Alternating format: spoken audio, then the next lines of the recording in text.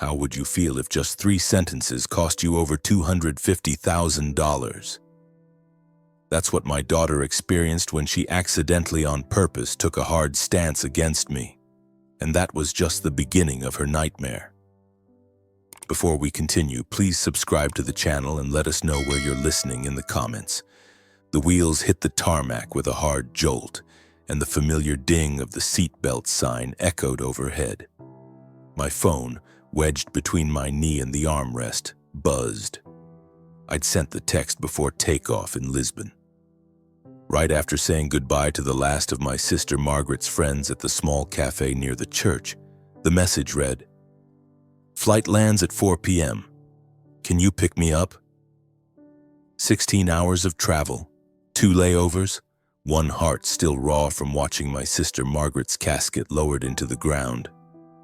The reply flashed on my screen before I even unlatched the belt. "Figure it out." I read it twice, certain I'd missed something, some emoji, some explanation, but that was it. 2 words flat as stone. No sorry, no busy, just a dismissal that sliced clean through whatever warmth I'd carried across the ocean. People all around me were standing, stretching, pulling down their luggage. A little girl, 2 rows up, was waving at her grandfather in the gate area, her grin wide and unguarded. I stayed seated, my hand still holding the phone, my suitcase a silent weight in the overhead bin. When the aisle cleared, I walked off the plane into the bright chaos of the terminal. Every few steps, someone was rushing into an embrace, laughter, tears, welcome home signs. My own pace was slow, deliberate, the pull handle of my suitcase clattering softly over the tile. Outside, the cool coastline city air met me like a wall. I opened the rideshare app with fingers that felt strangely heavy, booked the first driver I saw, Miles Harper, and stood under the pickup sign. My phone didn't buzz again. In the car, Miles tried for small talk, asking about my trip. I managed a polite smile and told him I'd been visiting family overseas. I didn't mention that half of that family was now buried in a plot outside Lisbon, or that the one person I had left here couldn't be bothered to drive 15 minutes to see me. When we pulled away from the airport, I looked out at the blur of freeway signs and knew this wasn't about a ride. Something had shifted and I would need to face it soon. The ride home gave me too much time to think, and thinking always takes me backward before it moves me forward. Back to a small apartment with second-hand furniture where a little girl with tangled hair sat cross-legged on the floor, coloring while I fixed a neighbor's leaky faucet. Back to nights when I left her sleeping under a hand-me-down quilt, locking the door behind me to clean construction sites until midnight just to keep food in the fridge and the lights on. Leora was 7 when her mother Maricel died. The accident was sudden, the kind that changes your breathing for months because you can't quite believe someone's heart just stopped beating in the middle of an ordinary day. I remember her looking up at me during the funeral, asking if everything was going to be okay. I said yes, though I didn't believe it yet myself. We scraped by, the 2 of us. I learned how to stretch a pot of soup for 3 days, how to find shoes at thrift stores that looked brand new, how to smile when the bills were paid late but paid nonetheless. When she wanted to join the school's robotics club, I sold my grandfather's antique pocket watch, one of the few valuable things I had left, to cover the fee of $800. She built robots for exactly 1 year before deciding she preferred basketball, and I paid for that too. I thought the sacrifices were invisible to her back then. Maybe they were. But when she graduated college, she hugged me and whispered, "I'll take care of you someday, Dad." I held on to those words longer than I should have. As her career grew, our conversation shrank. She was always in a meeting or about to catch a flight, yet she didn't hesitate to call when she needed help with rent during her early years in the city. I never said no. Sitting in my living room now, suitcase still by the door, I realized how far we'd drifted. The woman who once promised to take care of me had just told me to figure it out. And hours later, my phone lit up with a message that made that gap feel even wider. I had just set the kettle on when the doorbell rang. Nora Blake, my best friend and legal counsel, stood there with a small container of beef stew, the kind she makes when she knows I've been through something. We settled at the kitchen table, steam rising between us as she asked about Lisbon in her careful, gentle way. I told her what I could without letting my voice crack, and she didn't push for more. Halfway through our bowls, my phone buzzed on the table. I almost ignored it, but the preview caught my eye. A message from an old friend who still lived near the airport, Patrick Doyle. Saw Leora at the Urban Grind Cafe today. She looked happy. The words landed with a weight I didn't expect. Urban Grind was 15 minutes from the terminal. At 4 in the afternoon, when I was dragging my suitcase past baggage claim, she'd been sipping coffee that close. I stared at the message, the edges of my vision narrowing. I'd told myself she might be tied up at work, maybe stuck across town. I wanted to believe there was a good reason. But this was worse. This was a choice. Nora saw my face shift and asked, "What happened?" I read the message aloud, my voice flat. She set her spoon down and leaned back, her lips pressing into a thin line. Neither of us spoke for a moment. It wasn't just this one thing. Little scenes began playing in my head, like someone flipping through a stack of old photographs. The birthday dinner she forgot to come to, the unanswered calls when my truck broke down, the quick changes of subject whenever I mentioned visiting. Alone, each moment could be brushed aside. Together, they told a different story. I put the phone face down on the table and reached for my tea, trying to keep my hands steady. Whatever had shifted between us hadn't happened overnight. This had been building quietly while I was too busy excusing it. And a few weeks later, when her engagement invitation arrived, I knew exactly how much I was willing to ignore and how much I wasn't. The envelope was thick, the kind meant to impress. Inside was an invitation printed on cream cardstock with gold lettering. Join us in celebrating the engagement of Leora Veyron and Garrett Sloan. No personal note, no quick phone call to say she hoped I could come.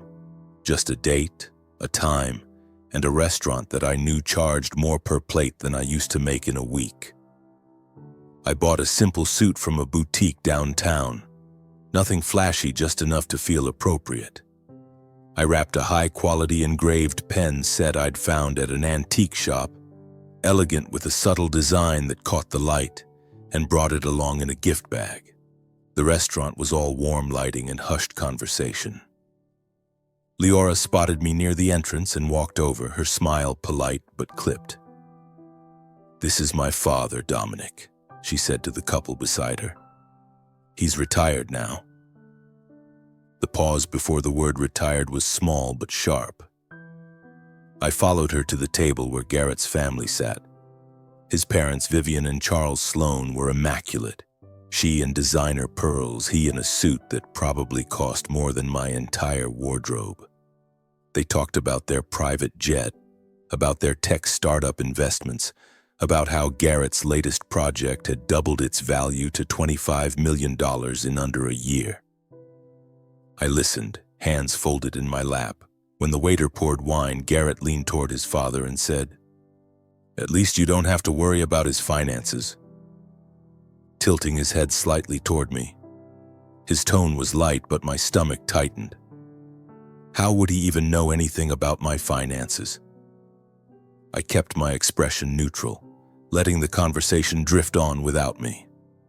I had learned long ago that silence could be more revealing than words. By the time dessert arrived, I'd decided I wouldn't let that comment slip away unanswered forever.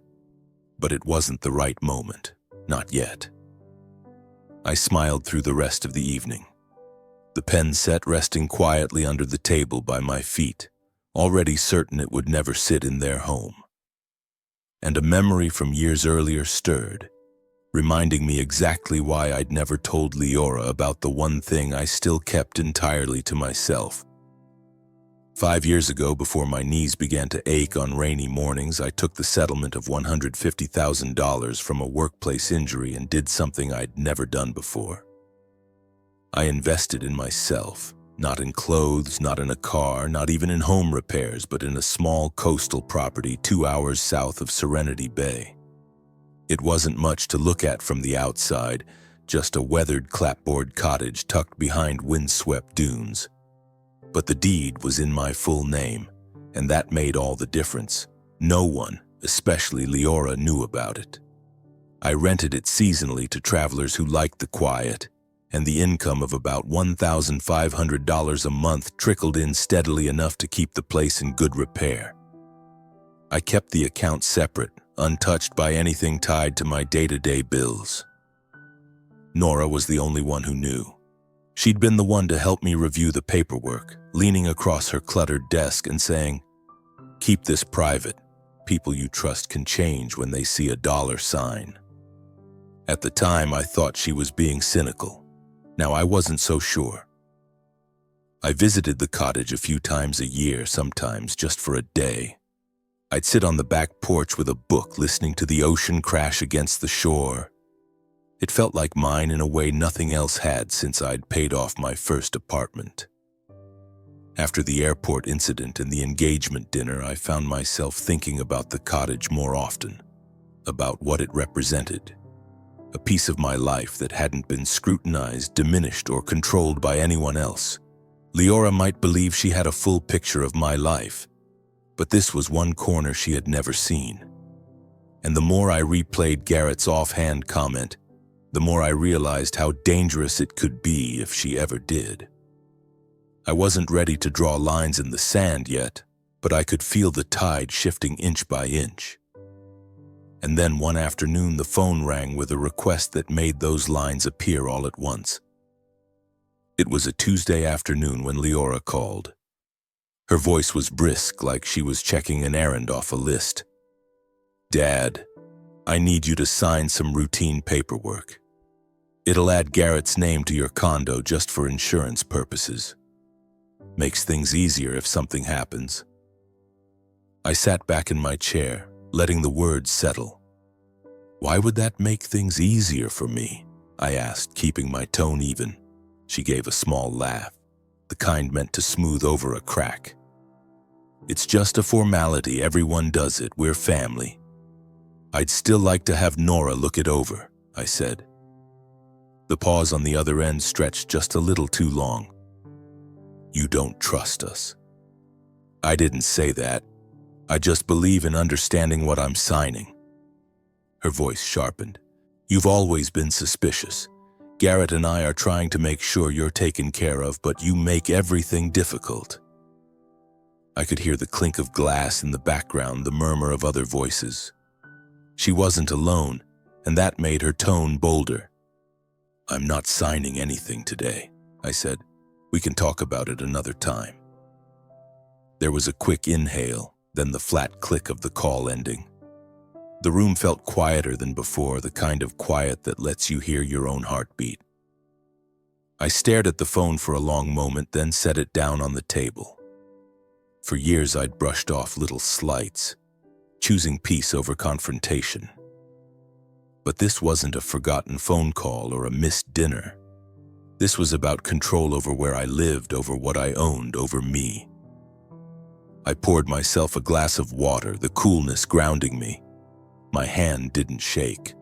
I realized I wasn't angry so much as resolved.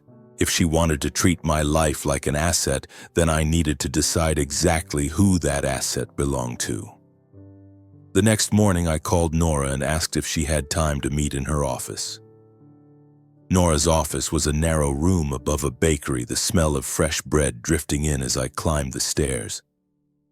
She greeted me with that steady look of hers, the one that told me I could speak freely here. I laid it all out. The engagement dinner, Garrett's comment, and now the phone call about adding his name to my condo. She listened without interrupting, only nodding from time to time. When I finished, she reached for a folder already sitting on her desk. "I think it's time we put your affairs in order on your terms," she said. We reviewed my will line by line, the cottage by the coast, the separate investment account, even a few personal heirlooms I'd tucked away. All of it would be transferred into a trust earmarked for the Beacon of Hope Foundation, a women's support foundation. My name would remain on the deeds and accounts until the day I was gone, but the succession plan would be locked. Leora's name disappeared from the inheritance page with a single stroke of Nora's pen. In its place, the trust would ensure those assets helped people who actually needed them. I initialed each change, the paper smooth beneath my fingertips. There was no ceremony to it, no dramatic flourish, just ink drying on a truth I'd known for weeks now. When we finished, Nora slid the documents into a thick envelope and set it aside for filing. "It's done," she said simply. I felt no guilt, only a quiet release. She had made her choices and I was making mine. We sat for a few minutes more, sipping coffee from mismatched mugs, talking about nothing of consequence. The decisions had been made. The rest could wait. When I left, the bakery's door chimed below and sunlight spilled across the sidewalk. I walked toward my truck, feeling lighter than I had in months, my steps unhurried. 2 days later, Leora showed up at my door without warning, her tone sharp before she even crossed the threshold. She didn't bother with small talk. "Why haven't you been answering my calls?" Leora demanded, stepping inside like she owned the place. "I've been busy," I said, moving toward the kitchen. "Is something wrong?" Her eyes narrowed. "Garrett's friend, Leonard Price, was at the county office last week. He saw your name on the deed to some coastal property. You never told me about it."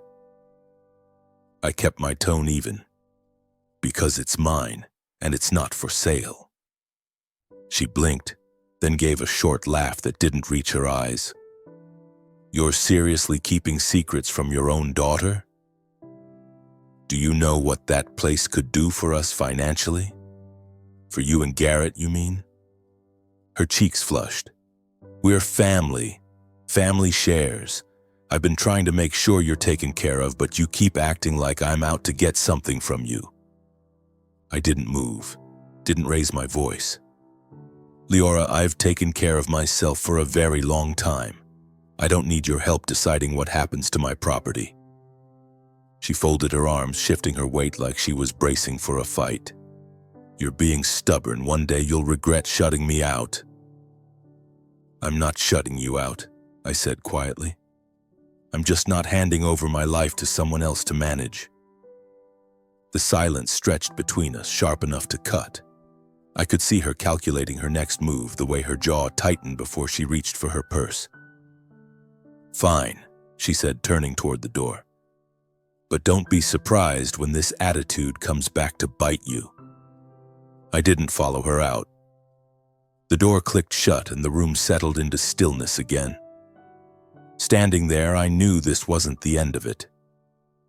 Leora wasn't the type to let something go once she'd decided it was hers to claim. So when her next invitation arrived, a request to talk things over at a cafe downtown, I had a feeling I'd be walking into something more than just a conversation. The cafe was all warm wood and soft music, the kind of place meant to lower defenses. Leora was already seated at a corner table, her phone face down beside a neatly folded napkin. She waved me over, but I didn't come alone. Nora walked in with me, her briefcase in hand, followed by Amelia Grant, a representative from the trust I'd named in my will. Leora's smile faltered the moment she saw them. "I thought this was just between us," she said. "It still is," I replied, taking my seat. "They're here to make sure everything is clear." Nora slid a folder across the table. "All of Dominic's assets have been legally transferred to an irrevocable trust. They're not for sale, and they can't be reassigned." Leora's eyes darted to me, then back to Nora. "You're serious? You'd rather give everything to strangers than your own father?" "They're not strangers," I said calmly. "They're individuals who've been where I've been, and they'll use it to survive, not to leverage or control someone else's life." She opened her mouth, but before she could speak, Garrett appeared at her shoulder. He must have been waiting outside. His easy grin vanished as he scanned the documents, the truth settling over him in an instant. "There's nothing here for us," he muttered, half to Leora, half to himself. Leora pushed her chair back, the legs scraping the floor. "You're making a huge mistake." "Maybe," I said, "oh, but it's mine to make." Amelia Grant, the trust representative, gathered the papers, tucking them neatly into her case. Nora stood and I followed. As we walked out into the crisp afternoon air, I felt no triumph, only a steady certainty. Whatever storm Leora had tried to stir, it had passed without touching what mattered. And a week later, when the phone rang again and her name lit the screen, I already knew exactly what I was going to say. When I answered, her voice was tight, like she was holding something back. "I just think we should try again," Leora said. "We've both said things we didn't mean." "I meant what I said," I replied, "and I think you did too." She hesitated, then sighed. "So that's it. You're cutting me off." "I'm protecting what's mine. There's a difference." I kept my tone steady, not unkind but final. "You've built your own life, Leora. You have the resources, the network, the drive. You don't need mine, and I don't need someone else deciding what's best for me." She didn't answer right away.